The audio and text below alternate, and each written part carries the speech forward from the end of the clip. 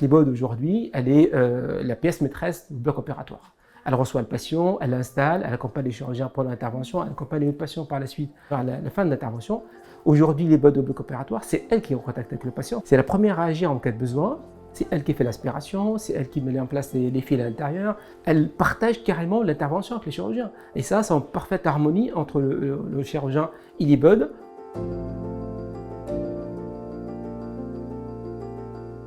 En tant qu'IBOD, on a beaucoup de chance ici puisque les activités sont très variées. Donc intellectuellement, pour une IBOD, c'est passionnant. Beaucoup de spécialités sont abordées ici. Beaucoup de nouvelles technologies avec une équipe chirurgicale qui va toujours vers l'avant, qui tire les équipes vers le haut, vers de nouvelles pratiques. Et ça, c'est une réelle chance. Aujourd'hui, il existe 4 rôles chez l'IBOD, tous plus ou moins connus, le dernier étant l'aide opératoire. Et aujourd'hui, notre équipe chirurgicale veut vraiment les emmener vers cette voie-là, puisqu'il s'agit de compétences très particulières, avec un accompagnement et un apprentissage avec eux au quotidien. On a de très bonnes équipes et de bonnes relations avec nos chirurgiens. On a un bloc pluridisciplinaire qui est vraiment la force du bloc du CHAG. Le fait de pouvoir faire vraiment toutes les disciplines, c'est extrêmement intéressant. On fait également du prélèvement multi-organes, qui est un des points forts aussi du CHAG. Et le Maastricht 3 qui est arrivé également à ce sujet-là. Donc c'est vraiment les attraits et la formation, puisque je pars pour la formation d'IBOD à Caen. Le centre hospitalier Avranches-Granville est très attaché aux besoins de formation de nos professionnels, notamment au bloc opératoire. Nous recrutons parfois des professionnels qui ne sont pas infirmiers de bloc initialement. Sur les 3 dernières années, nous avons financé 7 formations IBOD. Actuellement, nous avons encore 2 personnes en cours de formation qui seront diplômées l'an prochain.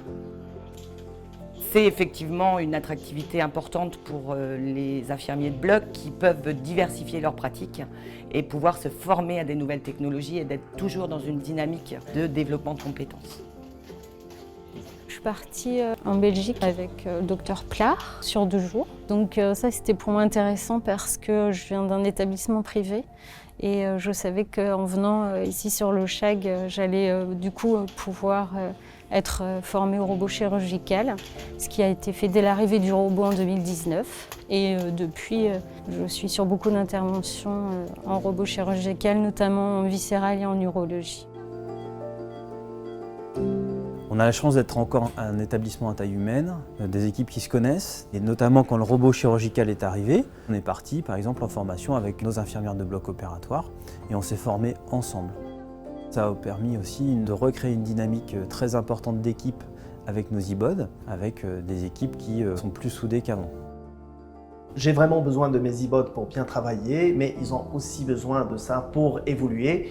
Initialement, on avait commencé avec un noyau d'IBOD qui n'était pas forcément formé, et au fur et à mesure, l'équipe s'est agrandie. Aujourd'hui, on a des IBOD qui deviennent de plus en plus spécialisés en ophtalmo, et bon, je ne vais pas parler pour eux, mais il me semble que c'est des journées qui se passent plutôt très bien. Le fait aussi qu'il y ait des internes et des externes dans l'établissement, ils ont un rôle très pédagogique et il y a aussi, en tant qu'IBOD, je trouve une légitimité auprès du chirurgien. On ne peut pas travailler l'un sans l'autre et on travaille tous dans le même sens, c'est pour la qualité et la sécurité du patient avant tout.